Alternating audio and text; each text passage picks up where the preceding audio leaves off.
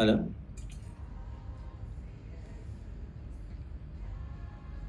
Halo, mendengar Assalamualaikum. suara saya ya? Halo, Terdengar, Pak. Terdengar. Terdengar. baik. Mohon mengaktifkan kameranya ya untuk di melihat kehadiran dulu ya. Iya, ada yang di jalan dong.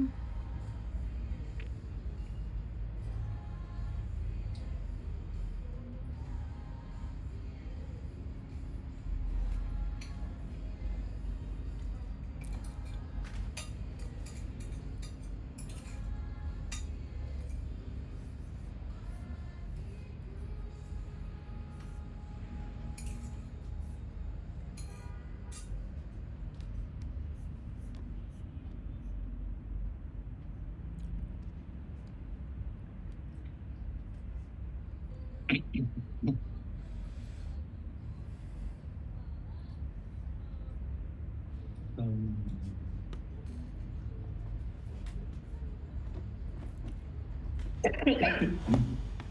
Baik, kita mulai ini ya kuliahnya. Ini di sini ada 35 mahasiswa ya, karena ada 36 total yang ada di Zoom.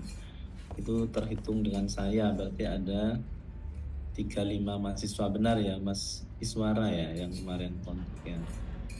Iya benar Pak. Ya, yang terdaftar berarti 35. Ya.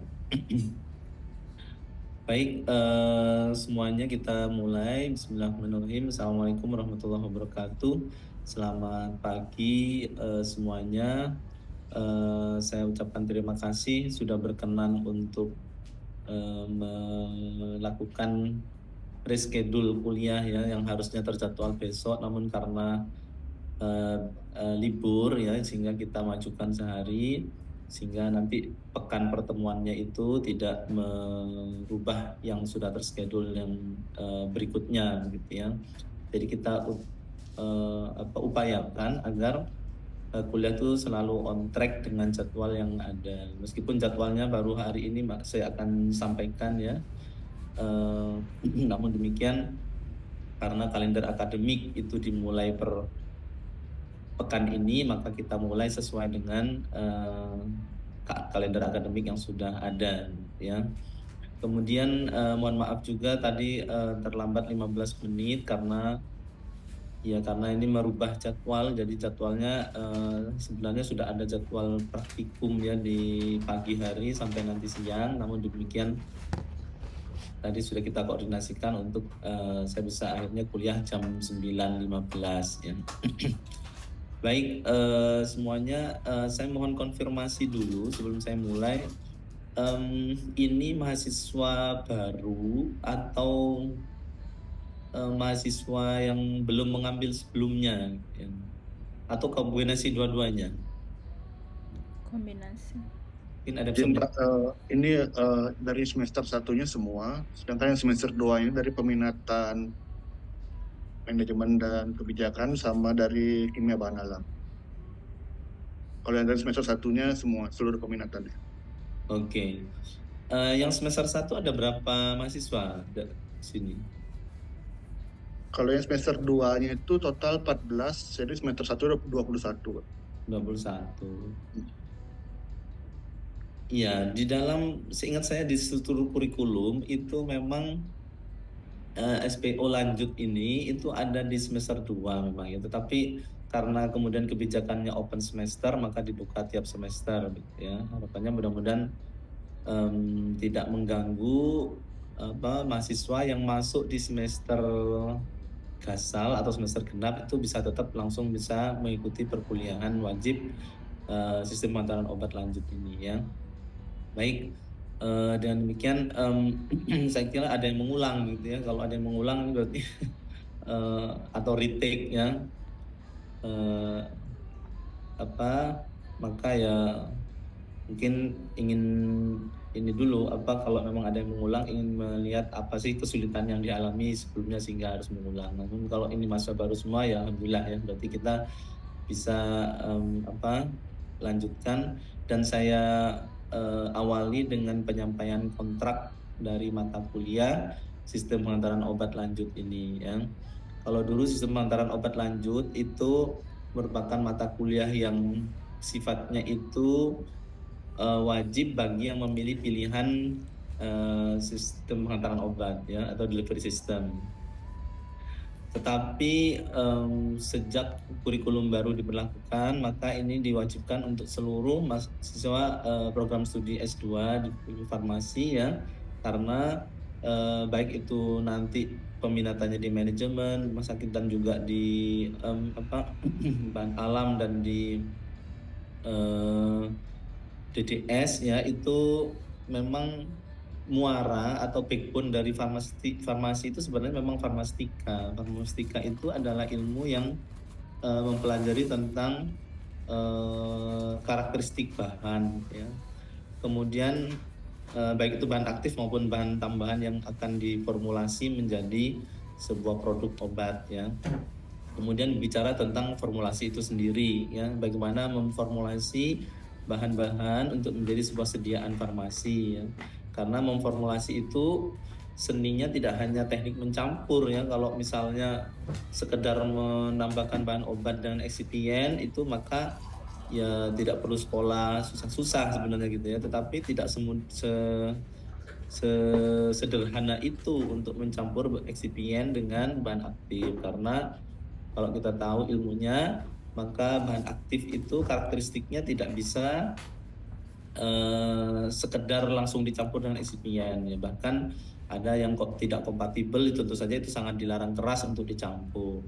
Belum lagi permasalahan yang timbul kalau misalnya dicampur dia kompatibel tetapi pada saat diproduksi itu menimbulkan masalah ya, misalnya di reologi ya, kalau kita bicara sediaan semi solid atau liquid ya, kemudian bicara tentang kompresibilitas ya untuk kesediaan solid dan seterusnya. Nah ini tentu saja pemilihan bahan tambahan dan sebagainya dalam formulasi itu ada hal konsep dasar yang harus dipahami oleh seorang apoteker atau farmasi atau yang mendalami ilmu kefarmasian ya untuk di akademik di S2 ini kan.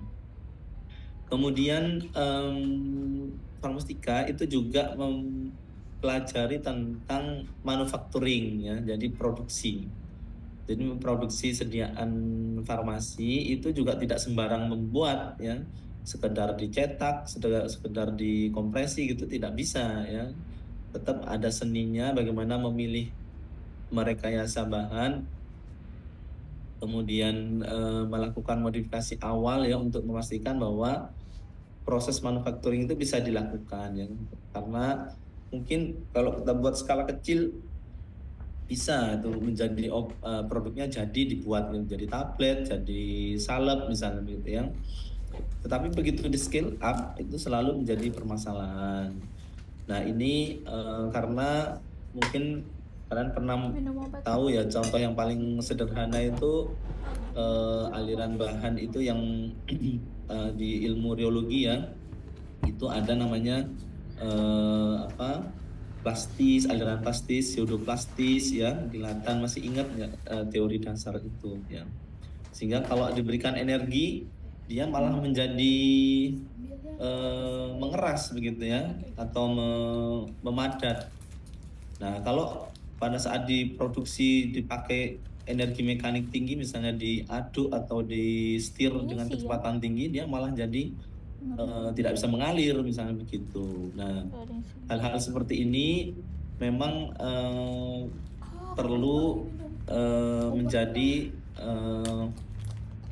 perhatian atau pertimbangan bagi seorang formulator. Oleh karena itu memang ilmu farmastika itu saya sebut tadi di awal adalah backbone dari ilmu farmasi itu sendiri ya, terutama bagi yang memang menjadi tujuan akhirnya adalah menjadi seorang drug expert. Drug expert itu tidak hanya wawasan tentang obatnya, tetapi bagaimana membuat obatnya itu sendiri ya. Baik, saya share screen ya.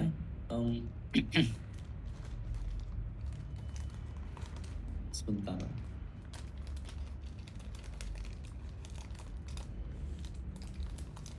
Mudah-mudahan sudah terlihat ya.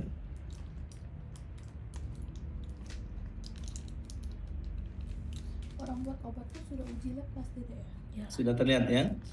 Baik, ini adalah deskripsi mata kuliah dari sistem pengantaran obat lanjut ya.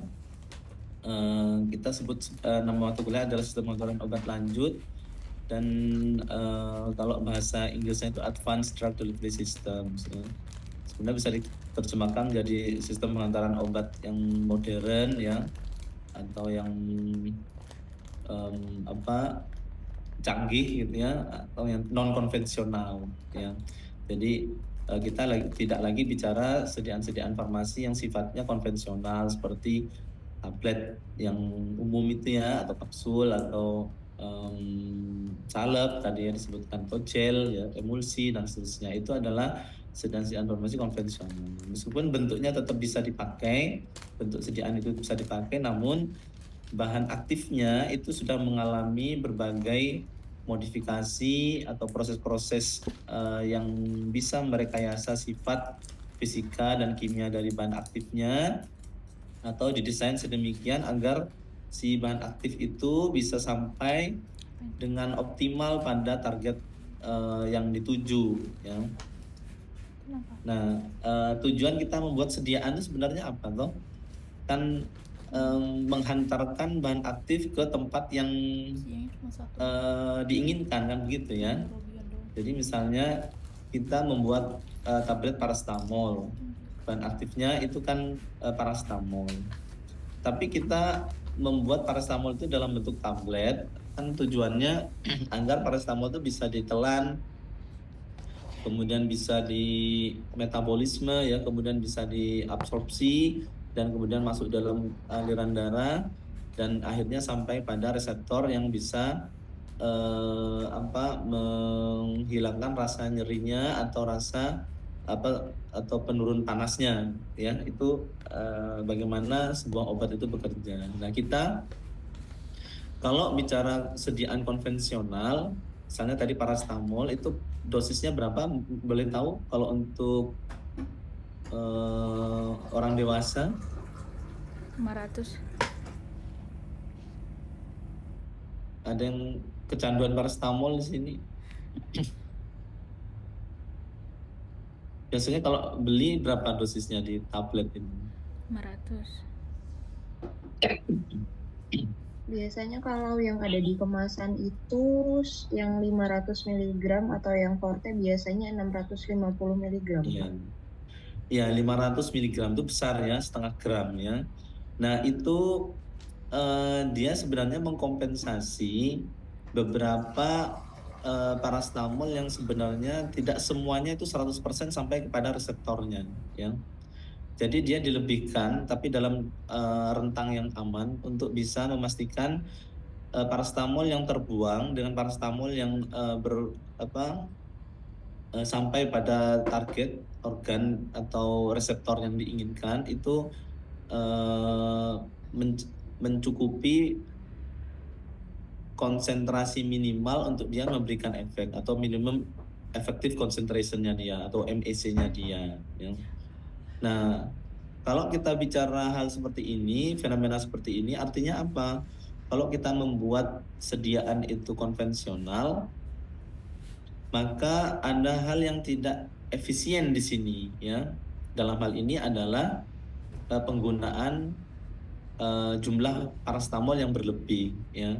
Karena kita memang men-spare 500 mg itu untuk memastikan ada yang terbuang dan ada yang bisa memenuhi minimum effect concentration-nya dia atau MEC-nya di dalam darah ya. Nah, sistem penghantaran obat itu hadir untuk memastikan bahwa obat itu bisa dipakai dengan dosis yang 100% bisa sampai pada reseptor. Sehingga keuntungannya kalau kita mendesain delivery system itu kita bisa memastikan bahwa bahan obat itu diberikan dengan dosis seminimal mungkin ya, tapi dengan output yang sama dengan yang tadi yang konvensional ya. Karena konvensional banyak memperhitungkan faktor-faktor bahan obat yang terbuang ya.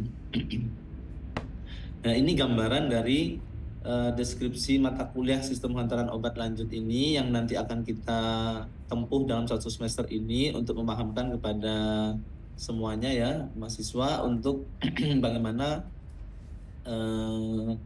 mengonsep sistem penghantaran obat ini yang lebih canggih ya. Nah, capaian pembelajaran mata kuliah setelah mengikuti mata kuliah ini, mahasiswa mampu mendesain konsep pengembangan sistem penghantaran obat maju ya atau lanjut ya, atau modern ya, atau non konvensional ya, dan merancang sistem penghantaran obat non konvensional untuk tujuan penghantaran obat baik itu melalui mukosa, transdermal, intranasal, parenteral dan peroral ya. Jadi kata kuncinya adalah memiliki konsep, desain, dan pengembangan sistem penghantaran obat maju atau yang lebih modern ya. Nah, kemudian memang di struktur kurikulum sebenarnya dia tercatat di semester 2, tapi karena open semester maka bisa diakses di semester gasang maupun semester genap, dan mahasiswa bisa mengikuti mata kuliah ini lintas semester ya.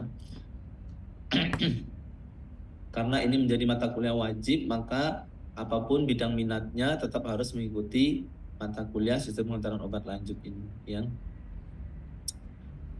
Kemudian nah di dalam deskripsinya nanti semuanya bisa baca ya bahwa mata kuliah ini sebenarnya mencoba memberikan perspektif ya. Jadi bagaimana kalau kita seandainya nanti ingin merancang sistem penghantaran obat itu apa sih yang menjadi faktor-faktor pertimbangan ya untuk memastikan fungsi obat itu bisa maksimal sampai pada di dalam tubuh ya.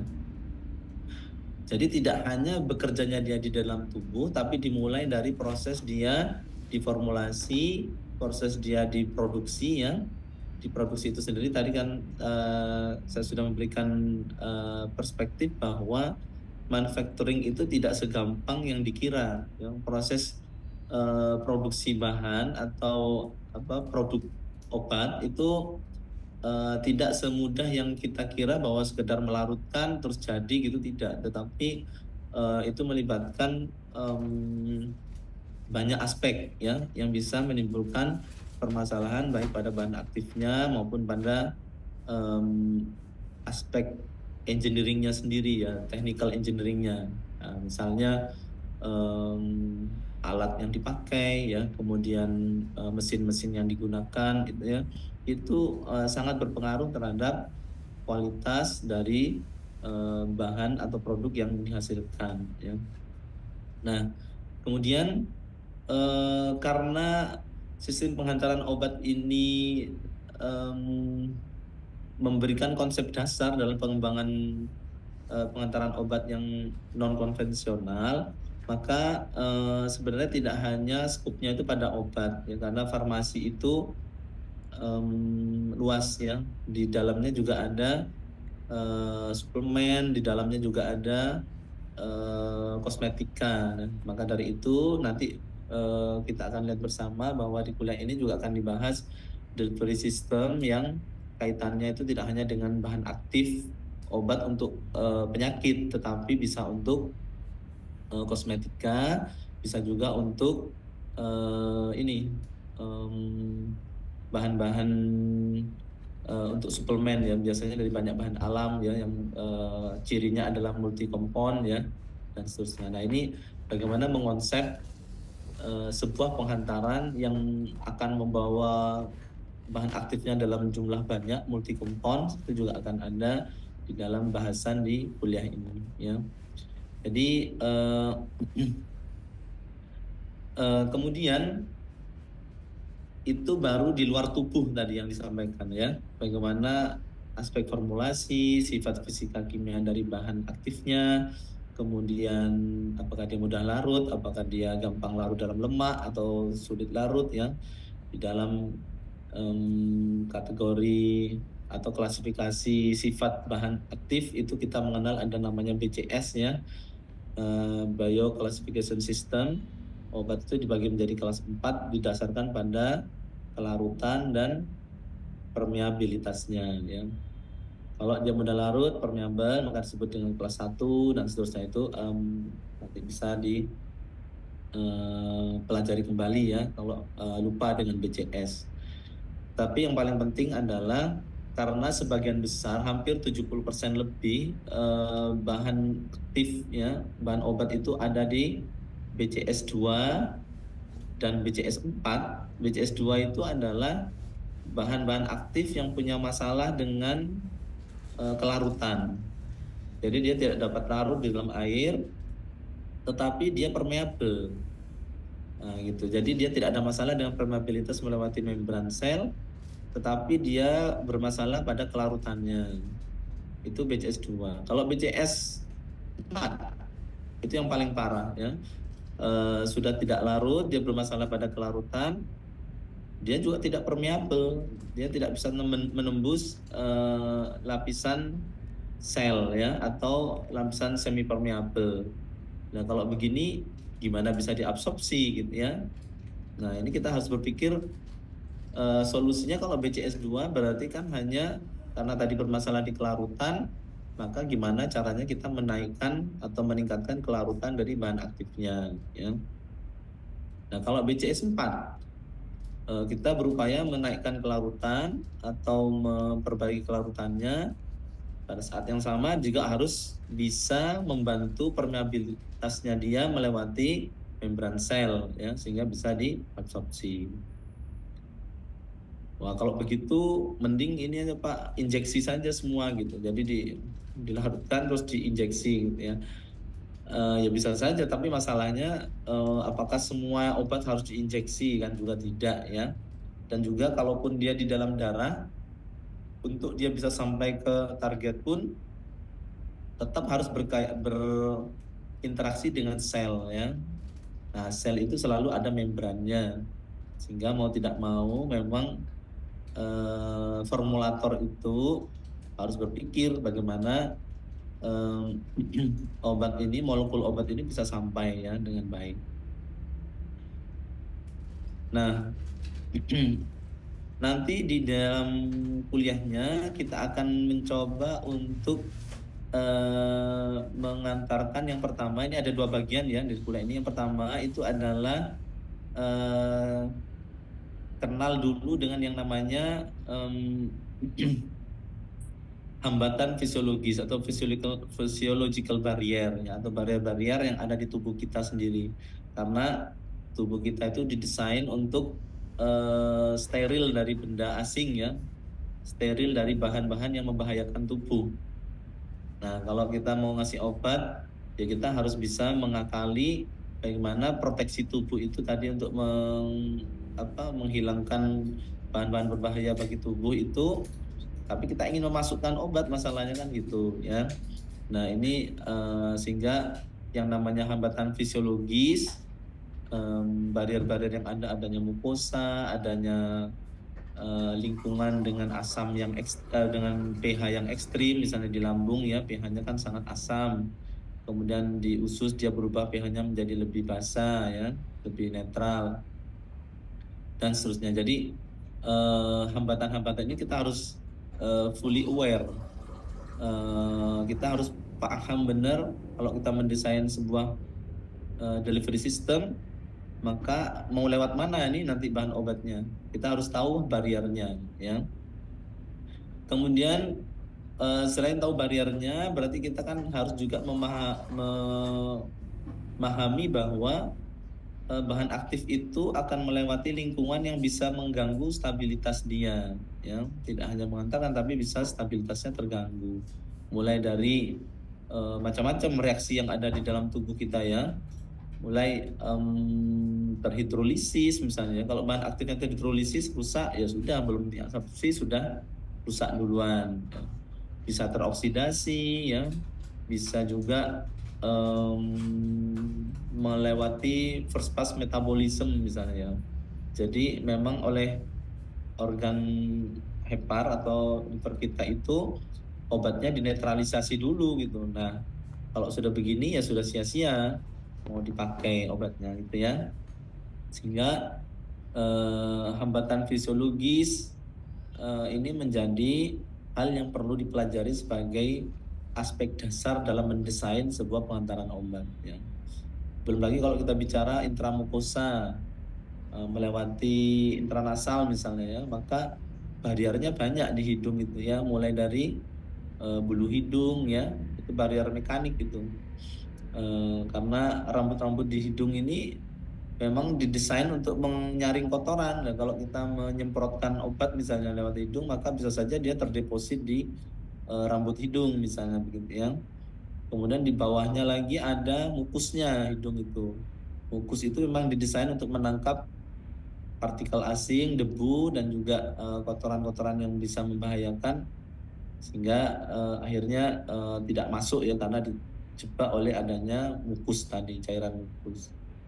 Nah, ini kan juga harus dipikirkan bagi formulator. Jadi kalau mau pakai intranasal, gimana caranya obatnya bisa tembus dari lapisan mukusanya ini begitu ya. Nanti ditambah mukolitik Pak. Itu berarti salah satu strateginya. Mukolitik itu adalah bahan yang bisa memecah ikatan mukus ya. Sehingga tadinya mukusnya kental menjadi cair ya. Nah, kalau ditambah mukolitik ya boleh, tapi seberapa banyak dan seterusnya. Nah, ini seni di dalam kita memformulasi atau mendesain atau merancang sistem penghantaran obat yang lebih maju tadi ya.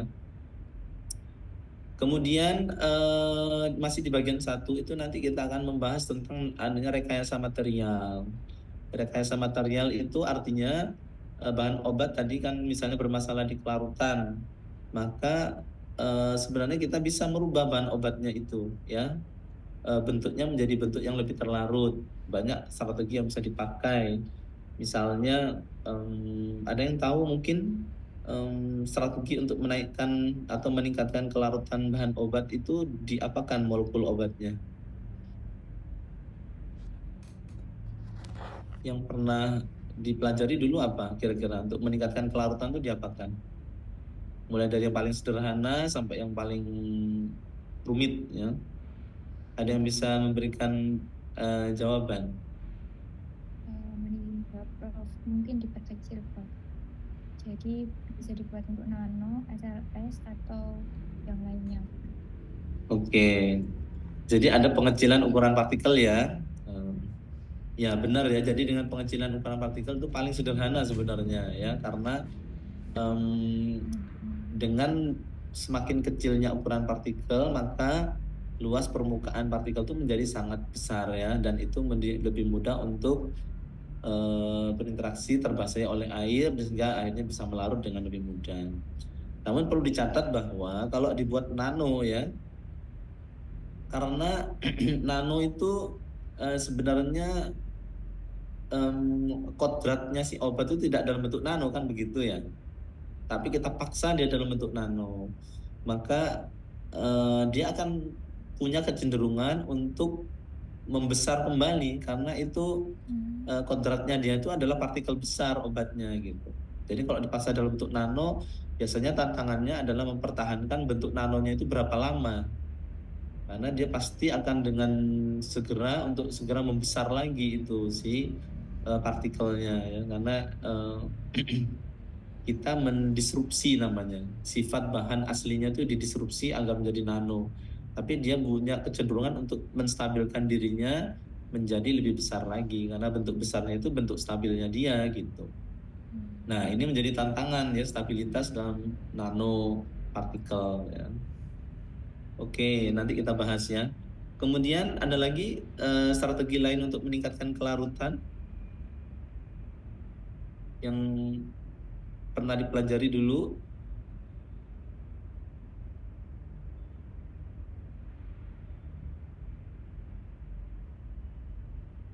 Banyak, dari sekian banyak strategi itu Tadi baru satu yang disebut yang mengecilkan ukuran partikel. Prof. Apa, Mbak? Membentuk seperti kristal, koamorf dan lain-lain itu dapat meningkatkan kelarutan juga, Prof. Membentuk kristal. Betul, Prof. Apa ini contohnya membentuk kristal? Kalau ya gimana, Mbak? Untuk membentuk kristal itu misal kita punya bahan aktif ketoprofen. Ketoprofen itu kita gabungkan dengan amorfnya itu nikotinamida sehingga menjadi ketoprofen nikotinamida dan hasilnya itu akan menjadi kristal yang lebih mudah larut. larut. Oke.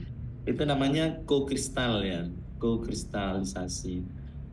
Iya, memang konsep dasar bahwa molekul yang bentuk kristal itu pasti ikatan antar molekulnya lebih kuat dibandingkan bentuk yang non kristal atau bentuk amorf misalnya ya.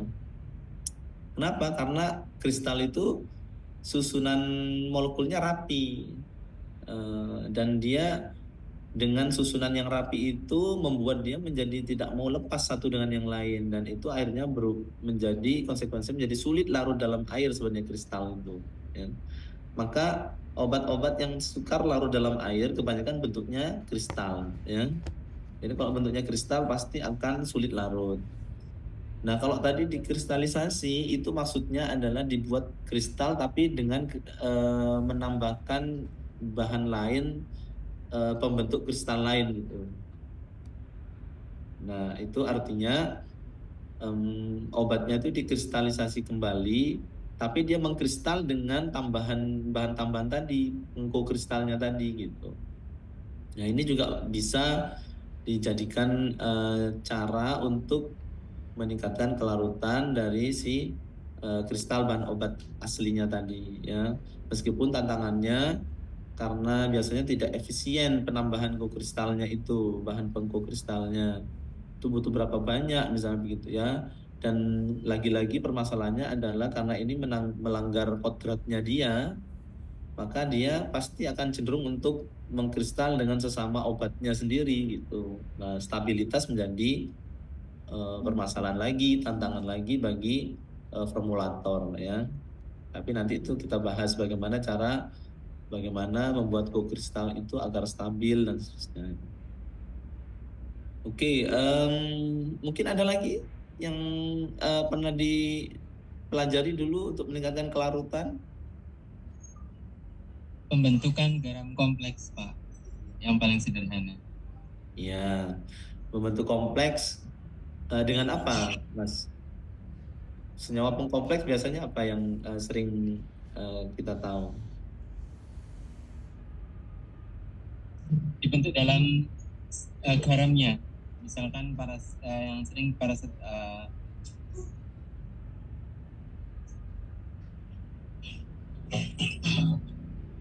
ya banyak ya, jadi garam ya EDTA dan sebagainya itu membuat kompleks itu juga salah satu merekayasa bahan agar dia bisa lebih larut ya.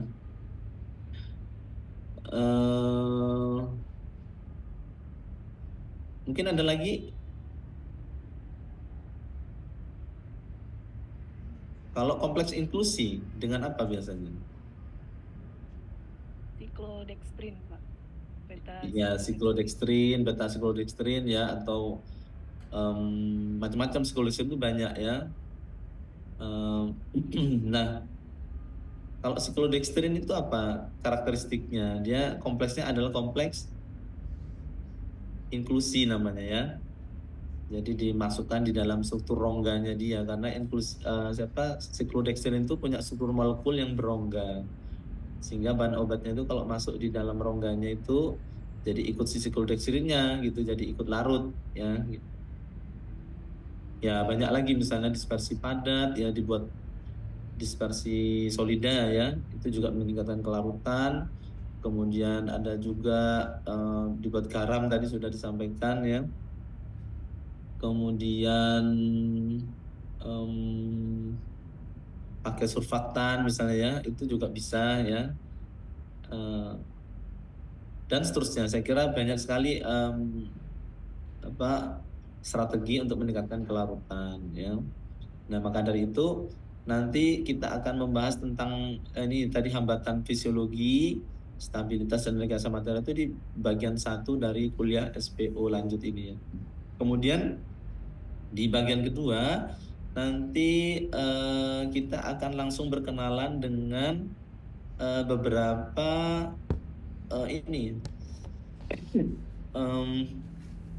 strategi delivery system yang sudah ada ya, yang sudah existing, dan kita bagi dalam bentuk beberapa delivery system yang bentuknya adalah sediaan semi solid liquid ya, solid, semi solid dan liquid. Kemudian kita klasifikasi berdasarkan bahan aktifnya. Jadi kalau misalnya bahan aktifnya itu unik ya, ada dari protein, peptida, itu juga seperti apa delivery sistemnya, itu juga akan dibahas. Kemudian kalau bahannya multikomponen, misalnya dari bahan-bahan alam, itu bagaimana strategi delivery sistemnya. Dan kemudian untuk kosmetika, karena kalau kosmetika ini kan unik dia, tidak seperti obat yang untuk untuk treatment sebuah penyakit, tapi kosmetika itu untuk fungsi estetika ya, jadi untuk memperindah, mencerahkan dan seterusnya gitu ya. Nah ini bagaimana delivery system yang lebih bagus yang bisa dipakai untuk membuat sediaan-sediaan kosmetika atau multikomponen atau protein tadi yang lebih efektif begitu ya. Nah ini di bagian kedua nanti akan dibahas. Jadi secara umum mungkin mudah-mudahan kan sudah punya gambaran ya bagaimana kuliah ini akan disajikan ya. Kemudian setiap topik dari topik yang akan disampaikan itu akan memberikan penugasan untuk penilaian ya. Nah ini setiap topik yang diberikan nanti akan ada tugas dari dosen pada mahasiswa, dan itu adalah fungsi penilaian dari seberapa paham Anda tentang topik yang diberikan itu, dan juga menjadi penilaian dari mata kuliah ini adalah dari penugasan ya. Setiap topik akan ada tugas dan itu menjadi nilai. Jadi tidak ada ujian, nanti akan saya bahas ya.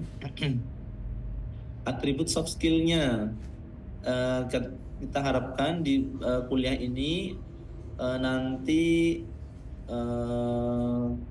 kalian akan selain menyelesaikan tugas itu juga diminta untuk presentasi, sehingga kemampuan dalam mempresentasikan, dari seni mempresentasikan apa yang ingin disampaikan ya, topik itu akan dinilai ya. Kemudian problem solving dari masalah yang ada yang dipresentasikan itu kan berbasis pada masalah ya tentunya ya.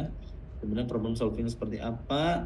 Kemudian critical thinking itu adalah bagaimana kalian nanti memberikan perspektif untuk memberikan analisa yang tajam terkait dengan permasalahan-permasalahan di bidang formulasi menggunakan delivery system yang lebih maju, yang lebih modern ya. Kemudian kedisiplinan, manajemen waktu, kreativitas, saya kira ini juga menjadi penilaian itu secara umum ya.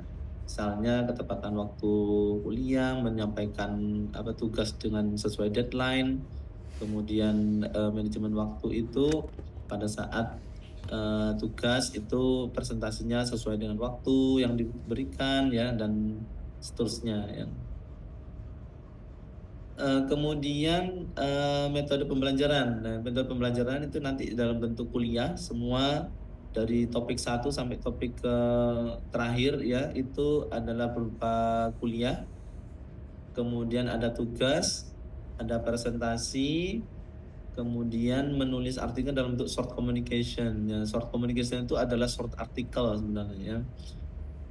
Nah, ini kemarin saya wajibkan short communication, tetapi ada yang menyampaikan ini terlalu berat ya. Jadi kalau dibuat short communication tugas jadi berat, maka mungkin bentuknya artikel saja ya, dalam artikel umum, tapi tidak dalam bentuk short communication. Karena kalau short communication kalian dengan beban kuliah hanya 2 SKS itu mungkin akan berat saya kira ya. Maka yang terakhir ini adalah pilihan saja ya. Kemudian media pembelajaran adalah PowerPoint, ya slide PowerPoint, papan tulis kalau kita offline, dan kemudian virtual meeting seperti saat ini kalau memang tidak memungkinkan untuk dilakukan secara offline. Penilaian hasil belajar itu tugas presentasi, hard skill-nya itu adalah berupa tugas yang dikumpulkan, yaitu adalah 85%. Bagaimana menganalisis masalah yang diberikan dalam tugas itu, kemudian menuliskan solusi dari masalahnya, kemudian cara berpikir ilmiah dalam memecahkan masalah itu akan tertuang di dalam tugas yang kalian kerjakan. Kemudian soft skill-nya penilaiannya 15%. Apa saja yang dinilai soft skill? Lihat nomor 8 ini ya, kemampuan presentasi, problem solving, critical thinking ini ya. Kemudian berikutnya tim pengajarnya itu PJMK-nya adalah dengan saya. Kemudian tim pengajarnya nanti ada Prof. Wiji Suratri. Beliau akan memberikan penjelasan mengenai kosmetika nanti ya, delivery system yang bisa dipakai untuk kosmetika. Kemudian Prof. Fuad ini beliau nanti yang akan memberikan materi terkait dengan delivery system untuk multi compounds ya, atau bahan-bahan dengan bahan aktif yang jumlahnya banyak ya, multi komponen itu kan banyak ya, ekstrak dan sebagainya. Kemudian Prof. Esti Hendradi ini beliau yang akan memberikan materi terkait dengan semi solid dan liquid ya. Kemudian Prof. Dwi Setiawan ini akan menjelaskan terkait dengan merekayasa aspek fisika kimianya dari bahan obat itu apa pertimbangan sebelum diformulasikan ya. Kemudian Prof. Dewi Melani ini beliau akan memberikan materi terkait dengan bahan aktif yang berasal dari protein peptida ya. Jadi kalau protein peptida ini karena sangat delicate, sangat rawan, sangat tidak stabil ya, maka bagaimana desain penghantaran yang cocok untuk protein dan peptida itu nanti dengan Bu Dewi. Kemudian saya nanti akan memberikan selain hambatan fisiologis tadi ya di awal, nanti saya akan juga memberikan topik terkait dengan bagaimana membuat delivery system itu dalam bentuk solid ya, padat ya. Dan terakhir Bu Dani ini, Bu Ardani, dia akan bicara tentang bagaimana mengubah sifat fisik dari bahan obat itu agar bisa diformulasikan dengan baik. Itu tadi sudah disebutkan misalnya dengan nano kristal dan sebagainya. Itu nanti Bu Dani akan memberikan materi terkait dengan nano kristal ini ya, mereduksi ukuran partikel tadi ya. Nah, referensi yang dipakai ini nanti bisa di-download, saya kira ini bisa kalian ambil di online ya. Ini menarik, bisa kalian baca-baca untuk memahami atau memahamkan terkait dengan topik yang diberikan oleh dosen ya. Ada 5 referensi ini dan tidak menutup kemungkinan kalau kalian perkaya sendiri ya. Kemudian nah ini jadwal kuliahnya ya. Jadi pertemuan pertama ini adalah penyampaian tentang kontrak perkuliahan yang sekarang kita lakukan ya. Sekaligus nanti saya akan berikan sedikit materi setelah ini ya mengenai hambatan fisiologis ya pada formulasi sistem penghantaran obat maju ya atau lanjut ini ya. Nah, dengan saya ada 2 pertemuan, tanggal 8 dan tanggal 15 ya. Tanggal 8 sekarang ini kita majukan tanggal 7 ya. Kemudian nanti berikutnya dengan Prof. Setiawan, kemudian Bu Dani, dan kembali dengan saya ya. Nah, ini untuk part 1 ya. Kemudian part 2-nya nanti dengan Bu Esti, Bu Dewi Melani, Prof. Fuad, dan Bu Wiji terakhir ya. Nah, saya berharap nanti koordinatornya, karena ini sifatnya memang tidak sekuensial ya. Kalau yang pertama ini memang sekuensial ya, tetapi yang kedua ini sebenarnya bisa tidak harus sekuensial. Jadi semisal tanggal 4 dan 11 April itu Bu Esti berhalangan, maka bisa Bu Dewi Melani ditawarkan dulu, atau Prof Fuad ya ditawarkan, atau mana yang bisa mengisi pada tanggal di mana dosen tadi kosong ya. Jadi saya mohon bantuan nanti koordinator kuliahnya untuk memastikan dosen itu bisa memberi sesuai tanggal dulu. Kalau dia tidak bisa, maka bisa ditawarkan ke dosen lain yang mungkin bisa di tanggal itu untuk substitusi begitu ya. Bisa dipahami ya. Jadi ya jangan sampai kosong gitu, Mas ya.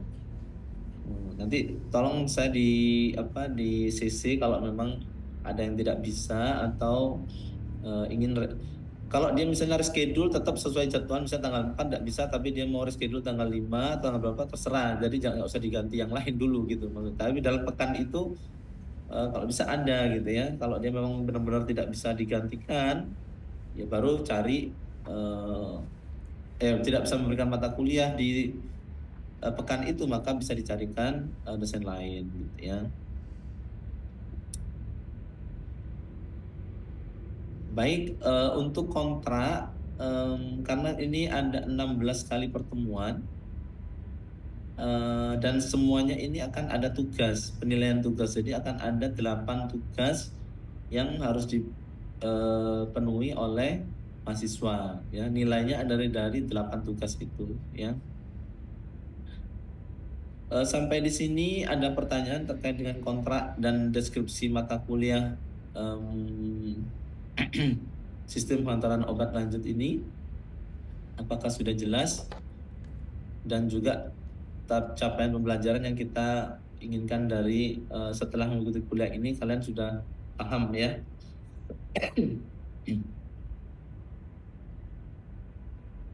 Kalau sudah oke ya, ini ya berarti kontrak kuliahnya sudah dipahami ya. Halo, mohon konfirmasinya. Jelas Pak. Iya Pak, sudah jelas Pak. Ya, oke, baik. Kalau begitu saya akan berikan materi supaya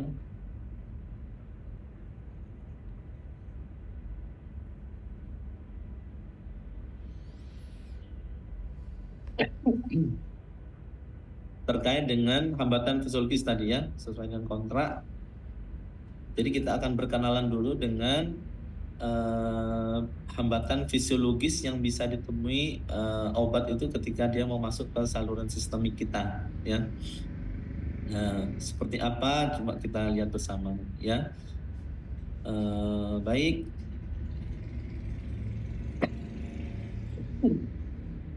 Mohon maaf ini agak sedikit batuk. Ya, jadi nanti mudah-mudahan kalian bisa lebih punya gambaran nanti ya setelah pertemuan ini, bahwa ternyata fisiologis kita itu sebenarnya memang didesain oleh Tuhan itu sangat luar biasa ya, bahwa tidak semua molekul itu bisa tembus ya, tetapi tubuh itu didesain untuk biar kita itu survive dari ancaman lingkungan yang membahayakan, baik itu racun, baik itu mikroorganisme yang berbahaya ya, dan seterusnya. Sehingga memang karena desainnya itu adalah untuk menjaga tubuh, maka obat pun juga akan dikenakan ini barier yang sama oleh tubuh kita. Nah, tinggal kita sekarang ngakali bagaimana agar obat itu bisa tetap masuk dalam tubuh kita dengan baik ya. Nah, obat itu kalau misalnya kita bicara per oral dulu ya. Jadi kalau obat itu diminum secara per oral melalui mulut, maka dia akan masuk ke saluran cerna ya. Kemudian setelah di metabolisme, dia bisa mengalami yang namanya first pass metabolism, ya, itu ada di liver, ya. Nah, ini memang banyak obat yang mengalami ini yang kemudian menjadi tidak efektif diberikan. Kenapa? Karena sudah di metabolisme lebih dulu sebelum dia memberikan efek ketika masuk ke sistemik, karena sudah di metabolisme di liver, ada enzim yang terlibat di sana, kemudian merusak bahan aktif tadi, ya, sehingga dia tidak bisa masuk ke peredaran darah dengan utuh, dengan sesuai bentuk aslinya di awal, ya. Nah, dengan demikian maka ini harus kita pikirkan, kalau misalnya bahan aktif kita yang akan kita ingin formulasikan tadi itu pasti akan mengalami first pass metabolism, maka ya kita harus menghindari first pass metabolisme ini, gitu ya. Gimana caranya? Bisa dengan merekayasa struktur obatnya, atau ya mau tidak mau kita berpikir rute yang lain, jangan pakai per oral, ya. Kalau per oral dia pasti akan mengalami metabolisme lintas satu ini, ya. Nah, rute yang bisa menghindari versus metabolisme rute mana kira-kira?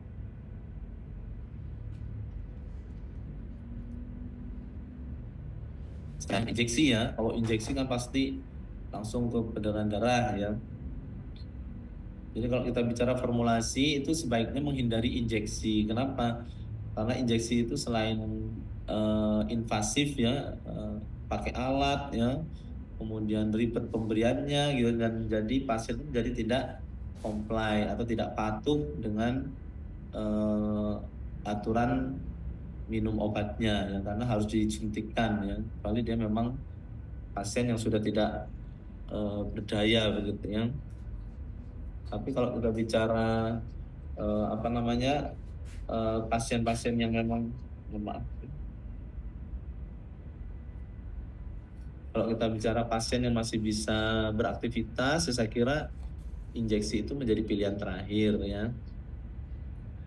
Nah, kira-kira yang selain rute intravena atau parenteral yang bisa dipakai untuk menghindari versus metabolisme rute mana saja? Proses metabolisme. Usus. Mungkin bisa inhalasi, Pak. Inhalasi. Oke, kalau Ginjal. inhalasi dia Boy, kemana ini? ginjal, tolong. Masuk kemana?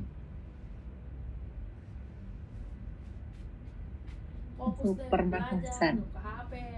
Iya, di saluran nafas. Kemudian lalu kemana? Kayak gini kan, Dek. Habis itu ngapain? Tunggu 15 menit. Ya, lewati jaringan mukosa, ya, berarti, ya, intramukosa, ya. Dan nasal itu kan ya mukosa juga, ya. Nah, dari mukosa dia bisa langsung ke pembuluh darah, ya. Tergantung. Pas kamu ditanya, Dek. Nggak mungkin. Selain intranasal, Ada 50. kalau pulmonary bisa enggak menghindari Pulmonary. first pass metabolism? Menghindari. Oh, menghindari. Pulmonary.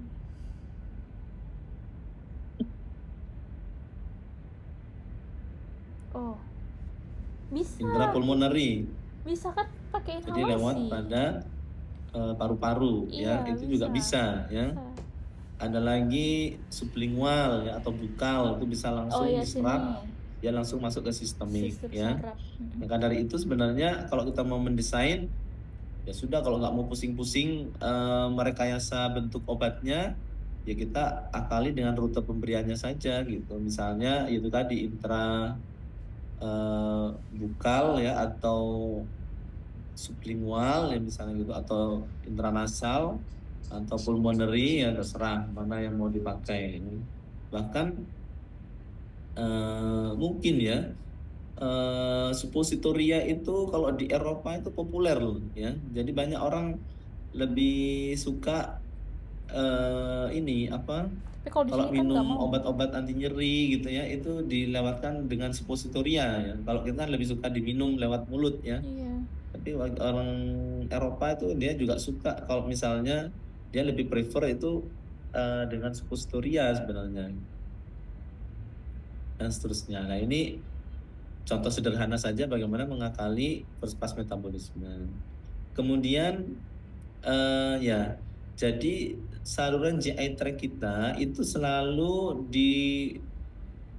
diselimuti oleh jaringan mukosa, ya. Semua rongga-rongga tubuh kita itu pasti diselimuti oleh yang namanya jaringan mukosa. Nah, karena mukosa itu isinya itu unik ya. Tujuan mukosa itu dia ada mukus di sana ya, ada mukus yang memang untuk menjebak tadi ya. Mungkin ada bahan-bahan berbahaya, ada mikroorganisme yang patogen ya, atau toksin ya yang memang kita makan atau ikut dengan makanan yang kita makan, maka memang didesain mukosa kita itu untuk menyaring itu semua ya. Nah kalau obatnya ikut tersaring maka dia tidak bisa terserap ya. Nah di bawah setiap lapisan mukosa itu ada lapisan sel ya. Sel apa yang kalian tahu untuk mukosa itu? Jenis selnya sel apa kalau di lapisan mukosa? Sel. Jenis sel di lapisan mukosa. Halo? Sel epitel. Iya, sel epitel ya, Oh, jadi benar ya. epitel. Jadi sel epitel itu akan selalu ada di permukaan mukosa, Mukosa ya. mulut. Nah, sel epitel ini unik karena dia punya mukus dan dia juga punya yang namanya silia sebenarnya. Silia kecil ya, betul nggak bicara ya. kalau silia sel itu bukan seperti rambut hidung yang panjang-panjang gitu ya, enggak ya. Tapi bicara silia. Nah, ini memang tujuannya untuk membuang sesuatu yang membahayakan bagi tubuh. Nah, gimana caranya agar obat kita bisa melewati membran epitel ini? Belum lagi kalau kita bicara di epitel itu juga ada sel kekebalan tubuh itu M cell misalnya. Sel M itu dia memang tugasnya seperti makrofag di bawahnya ya. Di atasnya ada M cell, di bawahnya ada makrofag. Jadi kalau ada benda asing masuk dan dia lolos dari mukosa, kemudian lolos dari membran epitelnya, maka bisa saja masih ditangkap oleh sel makrofag ya. Nah kalau sudah kena makrofag bisa juga dicerna dulu itu obatnya. Akhirnya ya sudah nggak jadi berfungsi karena sudah dimakan duluan sama makrofag ya. Seterusnya. Mau berak aja. Nah, oleh karena itu, belum lagi kalau kita bicara tadi BCS, itu kan ada beberapa bahan yang tidak permeabel memang. Sehingga untuk menembus jaringan epitel itu dia agak sulit ya.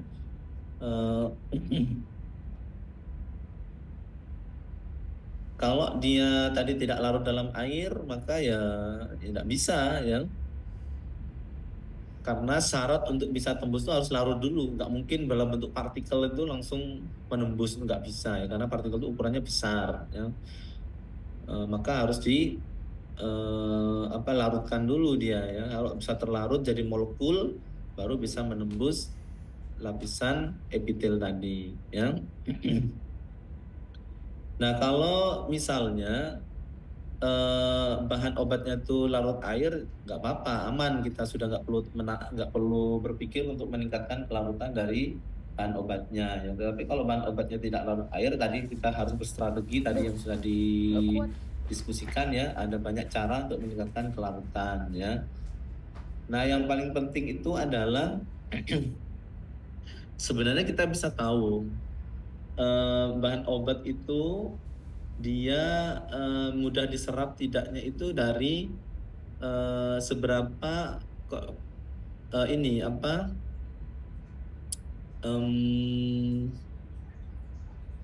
partisinya dia dari air dan juga dari lemak ya, dalam lemak, karena membran sel itu adalah banyak lemaknya juga, sehingga bahan itu tidak boleh benar-benar hidrofilik, tapi pada saat yang sama dia juga harus punya koefisien partisi yang bagus untuk bisa memastikan dia bisa diserap, ya, diabsorpsi, ya.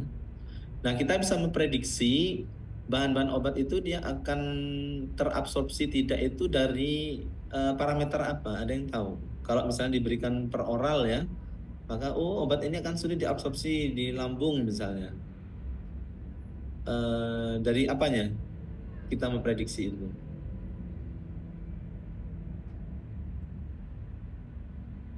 Data apa yang bisa kita pakai untuk memprediksi itu? Bentuk obat.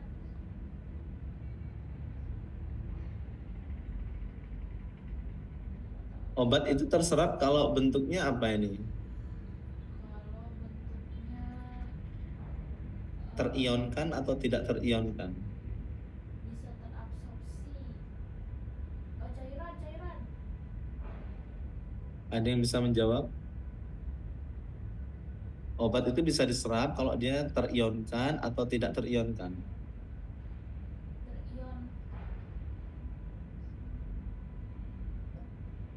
Terionkan.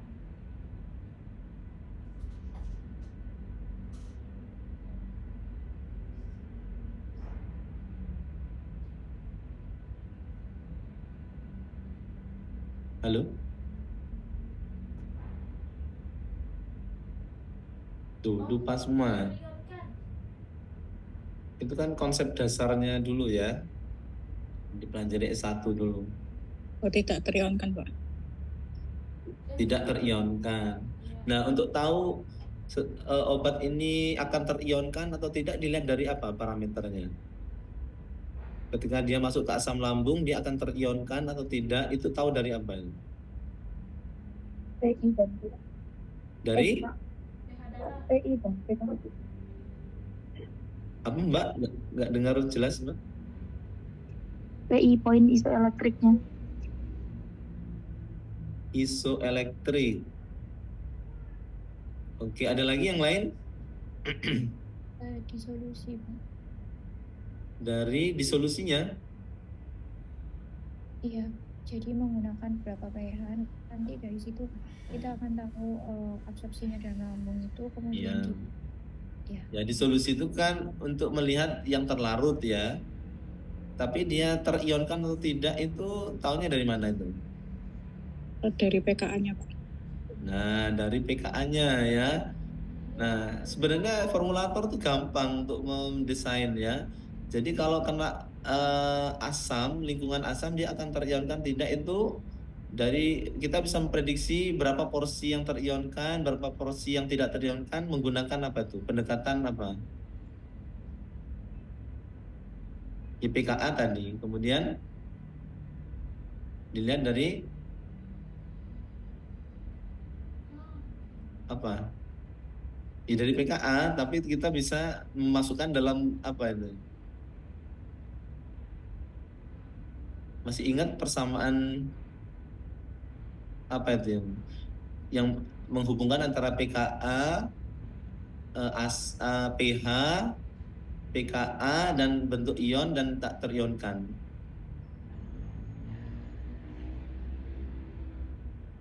Aduh, lupa semua. Pakai rumus itu ya Pak ya? Anderson-Hasselbalch itu ya Pak? Iya, betul ya. Jadi kan dari situ kan saya tahu ya kalau pH lambung sekian, pH lambungnya berapa nih? PKA-nya berapa obatnya? Nah, kita tahu yang terionkan berapa, yang tidak terionkan berapa. Nah, dengan demikian itu sebenarnya kita sudah sebelum memformulasi eksperimen yang ruwet-ruwet, ya kita sudah bisa memprediksi kan, ini bakal terionkan nih. Nah, kalau ternyata ditemukan dia bakal banyak yang terionkan, apa yang harus dilakukan oleh formulatornya?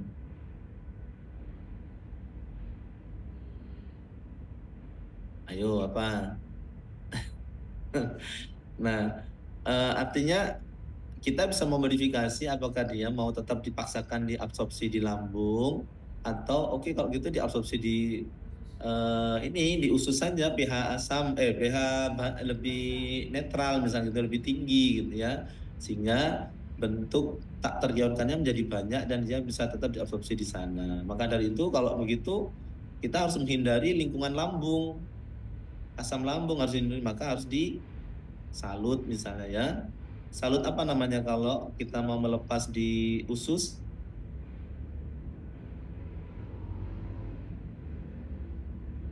Salut apa namanya?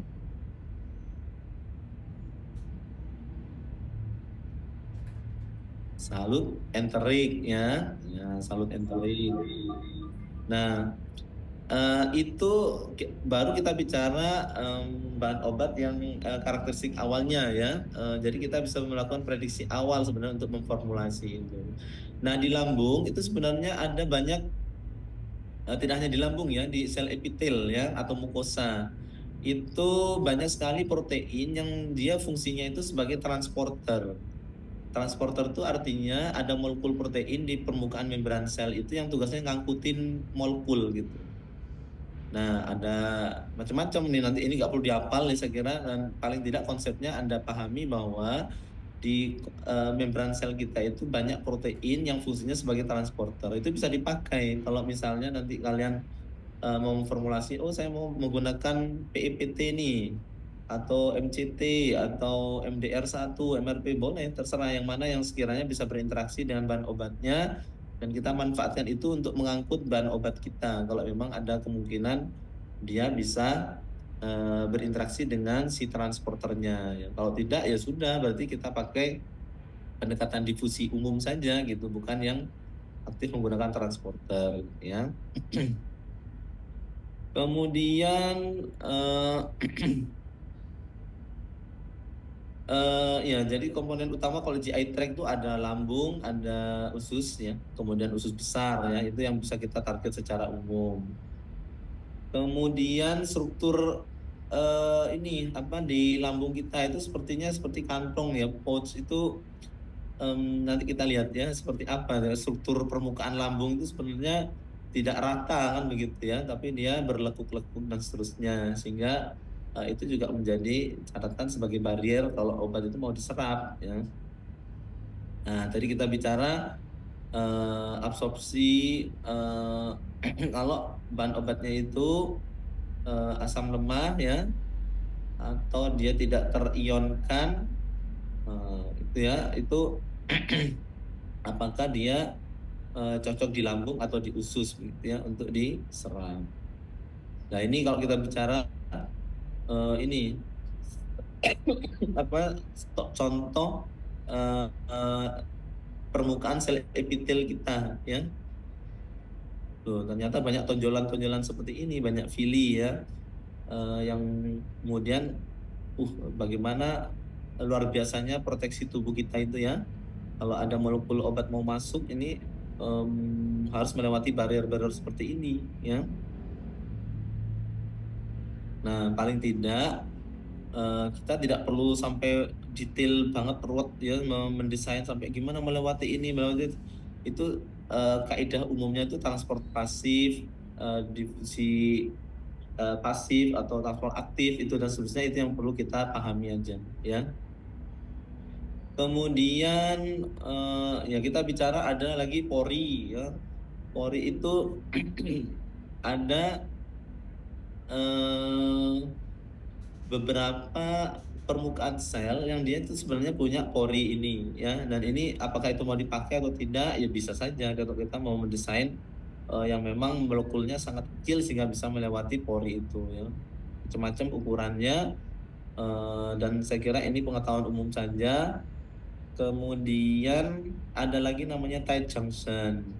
Nah, tight junction ini adalah celah antar sel ya, yang bisa dipakai oleh formulator untuk kita mau menarget bahan obat kita mau melewati tight junction atau tidak, atau hanya melewati difusi intraseluler ya, jadi melewat kompartemen dalam selnya, karena dia harus lewat membran sel, kemudian masuk dalam sitosolnya kan ya, baru kemudian masuk lagi ke bawah, keluar dari sel epitelnya masuk ke peredaran darah ya. Nah, Tentu ini menjadi catatan bagi formulator itu untuk memastikan nanti obatnya mau lewat mana, ya. Kemudian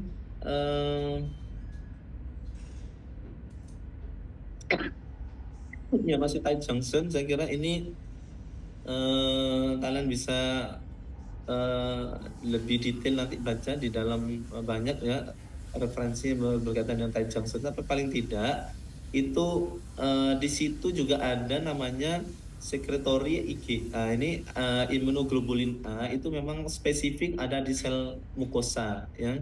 Nah ini yang saya sampaikan tadi bisa menghilangkan molekul obat itu kalau si IgA ini dia bisa melabel itu sebagai benda asing, ya. Misalnya kalau kita menggunakan nanopartikel tadi sebutannya, ya.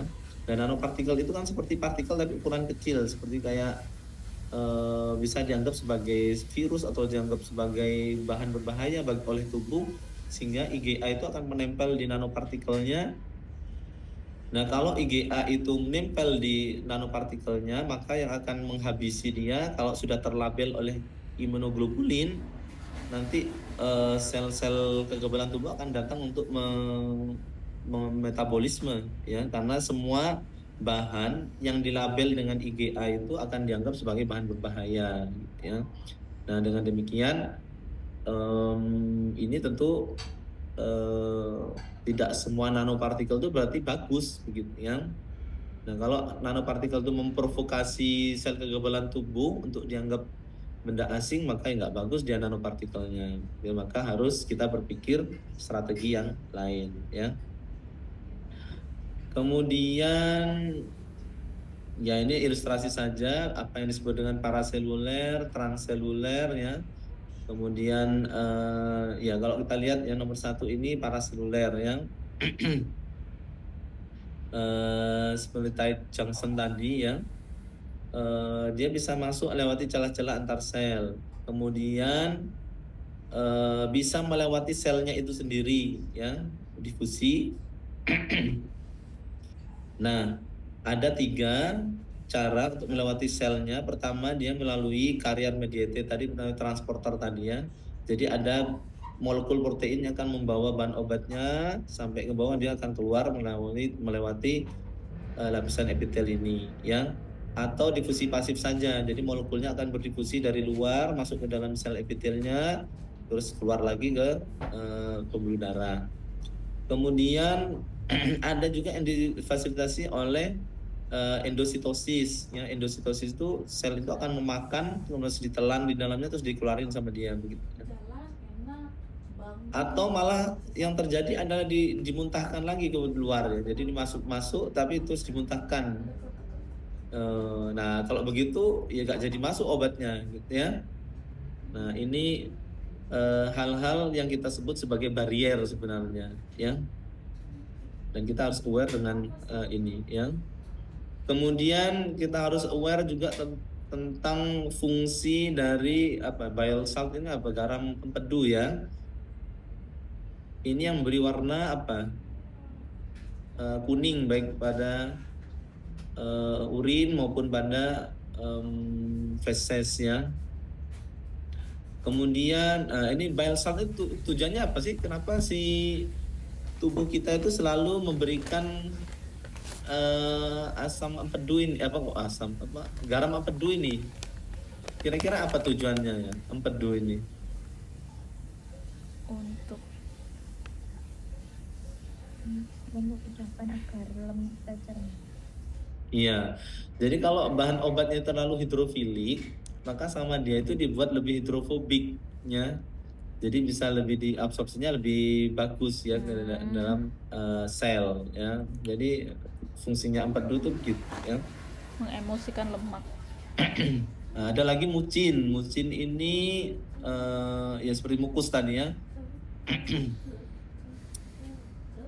Nah, karena dia itu muatan mucin itu dia punya muatan, ya, muatannya itu negatif, ya, anioniknya.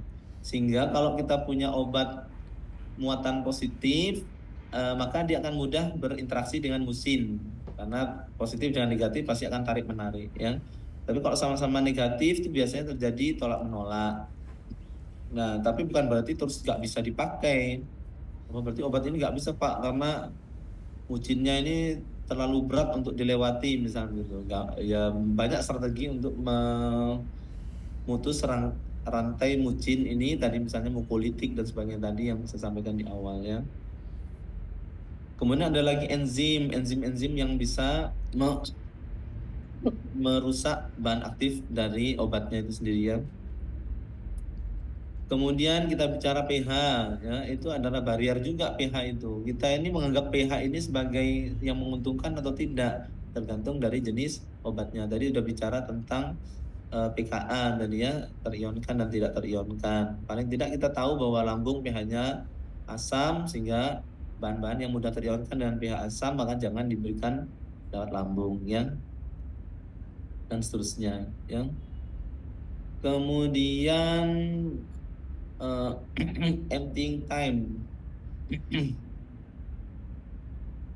Nah, ini juga harus dipikirkan berapa lama obat kita itu bisa melarut, berapa lama obat kita bisa diabsorpsi. Kalau udah keburu langsung dibersihkan ya emptying time-nya, karena transitnya itu macam-macam di setiap tempat di organ kita ya. Nah, kalau dia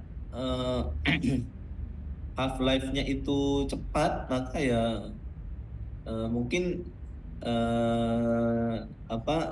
akan keburu kalau keburu dikosongkan lambungnya, maka si bahan obatnya itu belum sempat dia terabsorpsi dengan baik, misalnya begitu ya. Atau ada atau tidaknya makanan itu juga bisa berpengaruh. Saya kira ini faktor umum yang kalian sudah pelajari pada saat S1 dulu ya. Nah, bagaimana obat itu diabsorpsi itu juga perlu kalian pelajari dengan mungkin lebih detail lagi ya sekarang ya, untuk memastikan untuk mendesain sistem pengantaran obat itu menjadi lebih bisa diterima ya penjelasannya. Misalnya mau menggunakan pasif difusi ya, difusi pasif itu kan ya karena berdasar gradien konsentrasi saja kalau dia ya. Yang penting terlarut ya dia akan terdifusi dengan baik. Tapi tidak semua permeabel loh bahan aktif itu kan begitu ya. Maka harus dipikirkan dia diberikan kendaraan karier, bisa dengan nanopartikel tadi ya, atau dengan liposom, atau dengan dendrimer, atau bisa dengan ya banyak sistem penghantaran yang lain, NLC misalnya ya. Kemudian ada facilitated diffusion itu dengan itu tadi ya, transporter sebenarnya sama dengan ini protein tadi ya, pakai protein yang bisa mengangkut secara aktif bahan-bahan obat atau molekul yang ada di permukaan sel ya. Kemudian ada makromolekul dan bulk transport ini. Kalau kita bicara protein, yaitu protein kan makromolekul ya, itu terserapnya itu bagaimana protein itu diserap? Apakah bisa protein itu diserap langsung? Bisa tidak, Bapak Ibu? Difusi gitu, protein berdifusi itu bisa enggak? Sulitnya biasanya ada beberapa protein itu dia akan dipecah menjadi pecahan protein itu jadi apa nih? Asam amino. Peptida atau dipecah lagi jadi asam amino tadi benar ya. Jadi kalau jadi asam aminonya atau peptidanya bisa saja dia sudah bisa masuk sebenarnya gitu ya. Kemudian ya ini adalah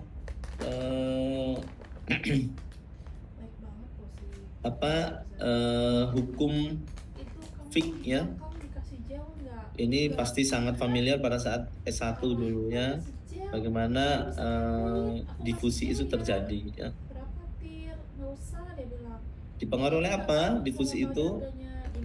Luas permukaan. Maka tadi sudah benar ya, pengecilan ukuran partikel Pak ya. Kalau sudah terlarut ya pasti sudah kecil ya. Kemudian beda konsentrasi antara yang ruang sebelah dengan sebelahnya gitu ya. Jadi semakin besar konsentrasinya, semakin mudah dia difusi ya. Masuk kok, tapi baru diperban lagi. Kemudian D ini diffusivity of solute. Jadi ini adalah apa nih, kemampuan berdifusi dari sebuah bahan ya.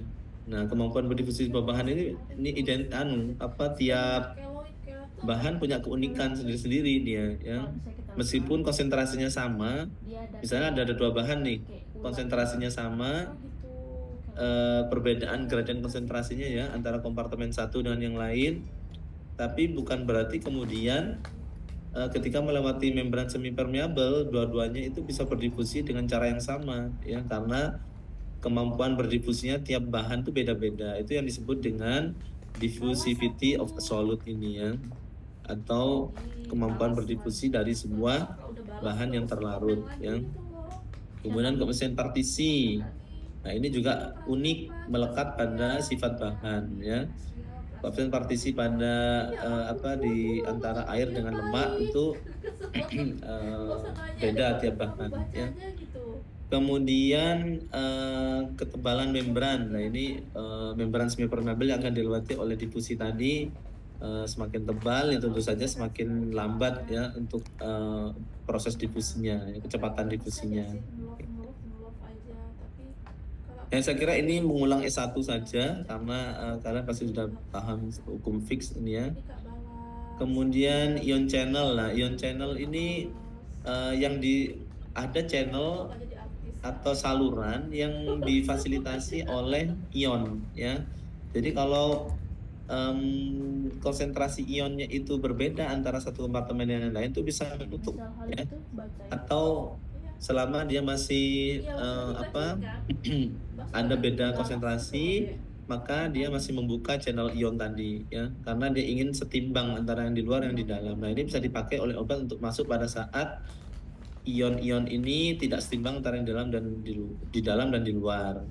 Nah, kita bisa ngakali dengan nambahkan ion di luar sehingga dia bisa melakukan proses penyeimbangan ion itu di luar dan di dalam. Pada saat salurannya terbuka, itu bisa obat itu bisa masuk. Begitu kira-kira konsepnya ya. Kemudian ya saya kira ion channel itu intinya adalah memanfaatkan saluran ion ini ya, karena dia pasti akan menyeimbangkan antara yang di dalam dan di luar kompartemen ya. Kemudian difusi yang difasilitasi ini ada beberapa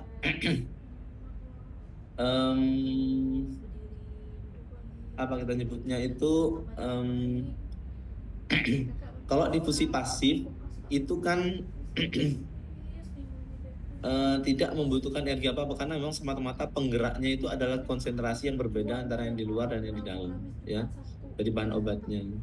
Namun demikian ada beberapa difusi yang dia seperti dipompa ya, dan dia menggunakan energi untuk itu ya. Nah, ini bisa dipakai untuk beberapa kalau dia diikutkan bahan obatnya itu dengan bahan-bahan yang bisa memicu adanya pompa ini ya. Misal ada berapa glukosa misalnya gitu ya yang bisa memicu terjadinya difusi yang difasilitasi ini ya. Nah, kalau kita memberikan obatnya dengan adanya itu tadi, molekul tadi itu bisa memanfaatkan difusi yang terfasilitasi ini ya. Kemudian aktif transport ini melibatkan adanya ini protein juga sama ya, molekul protein yang akan mengangkut dari luar ke dalam, dan ini butuh energi ATP untuk bisa menggerakkan si molekulnya ya.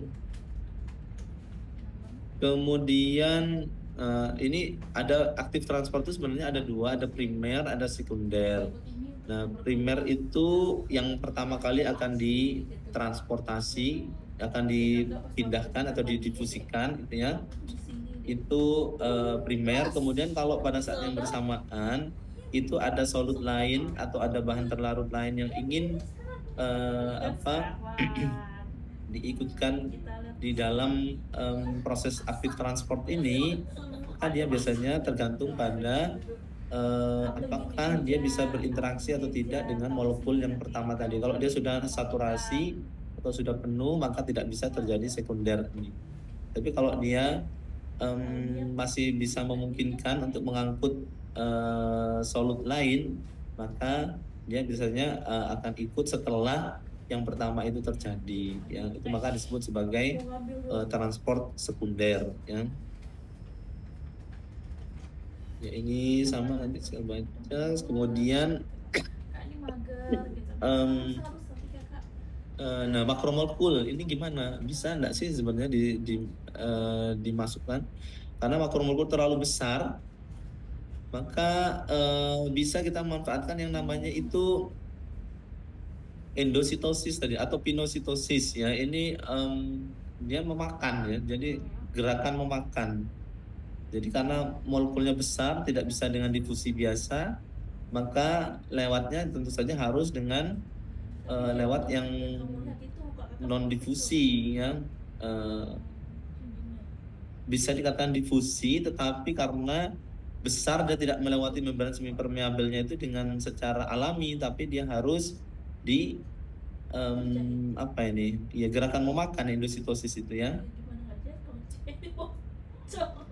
Nah, dengan dimakan itu kemudian dia ditelan masuk ke dalam kompartemen selnya atau sitosolnya, kemudian nanti akan keluar lagi, eksositosis namanya, ya. Jadi akan keluar masuk ke dalam kompartemen yang lebih dalam lagi setelah melewati lapisan epitelnya tadi, ya. Mudah-mudahan bisa dibayangkannya tadi, ya, endositosisnya. Nah, sekarang kita mau bawa apa bahan aktifnya? Apakah bentuk protein, ya? Maka kita harus menarget endositosis nanti, gitu, ya. Tak bisa dengan difusi pasif, ya.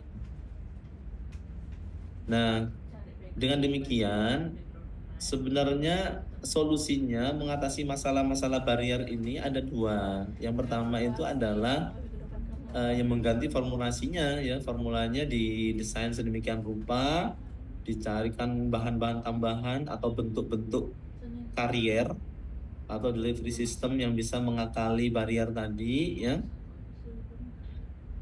Bisa dalam bentuk liposom, bisa dalam bentuk nanopartikel, itu alternative formulation namanya. Jadi mereformulasi ulang sediaan kita, ya, dengan delivery system yang lebih canggih. Bahkan bisa juga menggunakan virus nanti, ya. Kalau yang lebih canggih itu bisa pakai virus, ya, adenovirus, bisa retrovirus, ya, karena dia punya kemampuan virus itu menembus membran sel, sehingga kalau obatnya itu terutama obatnya dalam bentuk DNA misalnya, gitu, ya, maka kita bisa injeksikan ke dalam virusnya, maka virusnya nanti akan menembus si membran sel itu dan akan memberikan atau menghantarkan DNA yang kita sudah siapkan, ya. Jadi kalau bahan aktifnya DNA, kalau bahan aktifnya paracetamol gitu, ya, nggak perlu ruwet-ruwet pakai gitu, ya. Rugi, ya. Paracetamol harganya murah, mau dibuat delivery system yang sangat canggih, ya, juga akan tidak masuk akal nanti, ya. Ini secara cost effectiveness-nya. Kemudian alternatif yang kedua adalah mengganti rute pemberian. Rute pemberiannya tadi kalau misalnya first metabolisme terjadi, maka ya ganti yang menghindari saluran melewati liver atau hepar, ya.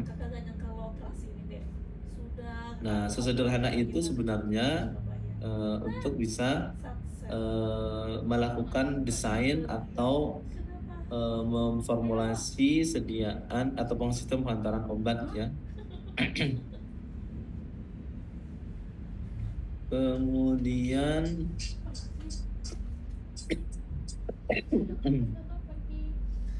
nah, jadi formulasi itu tidak harus, kalau kita nggak mau ruwet, ya misalnya formulanya ya injeksi saja, Pak, langsung diinjeksikan aja, kan, daripada ruwet-ruwet lewat barier.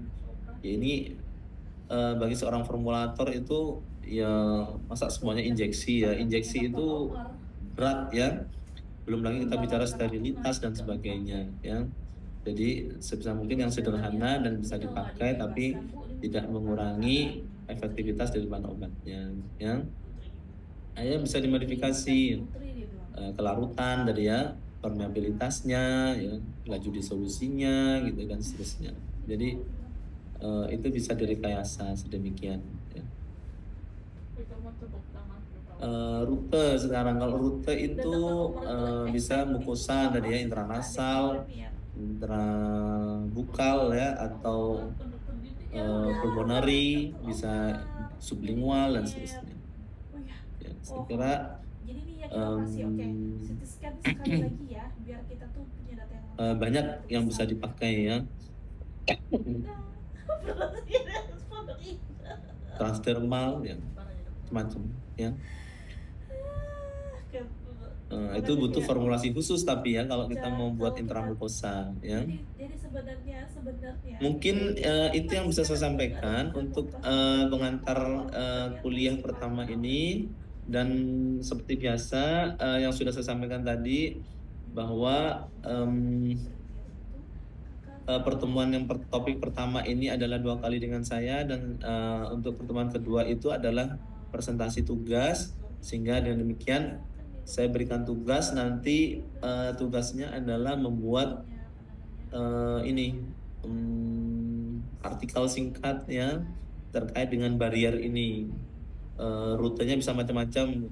Kalau misalnya mau membuat intranasal, itu bariernya apa saja, pulmonary bariernya apa saja, transdermal bariernya apa saja, kemudian rektal, okular dan sebagainya, itu barier yang ada harus didefinisikan dengan jelas gitu ya. Dan itu artikel itu ditulis di dalam khusus untuk satu orang ya. Ini tugasnya individu bukan kelompok ya. Jadi menuliskan barier untuk setiap rute pemberian. Jadi, monggo silakan bisa 2 mahasiswa dengan rute yang sama, tapi tentu saja penyajiannya kan akan berbeda ya. Dan ini nanti kita diskusikan lagi di pertemuan kedua nanti setelah kalian mengumpulkan dan melakukan beberapa presentasi nanti untuk diskusikan bersama ya di pertemuan berikutnya tanggal berapa ini, tanggal Kamis depan ya, tanggal 15 ya. Baik, itu dari saya. Mungkin ada pertanyaan, saya persilahkan.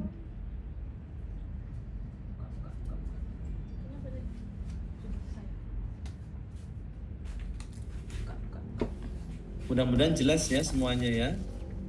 Jadi tugasnya jelas ya. Jelas. Ya, referensinya nanti yang dipakai tidak boleh kurang dari 5 ya. Kalau kurang dari 5 ya nilainya kurang ya. Jadi setiap rute kalian jelaskan di dalam artikel yang ditulis, nanti ada bariernya apa saja yang dialami obat untuk rute tersebut ya.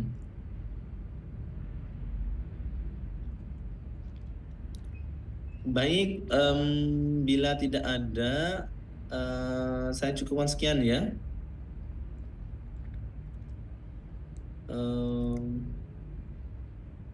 Saya akhiri ya. Terima kasih semuanya dan sampai bertemu pekan depan tanggal 15 kita presentasi untuk diskusi ya. Dan tugasnya sekaligus dikumpulkan ya di setelah presentasi ya. Saya akhiri. Selamat pagi, masih pagi ya. Selamat pagi semuanya. Sampai bertemu minggu depan. Assalamualaikum warahmatullahi wabarakatuh. Saya live ya. Terima kasih banyak. Sama-sama. Sama-sama ya.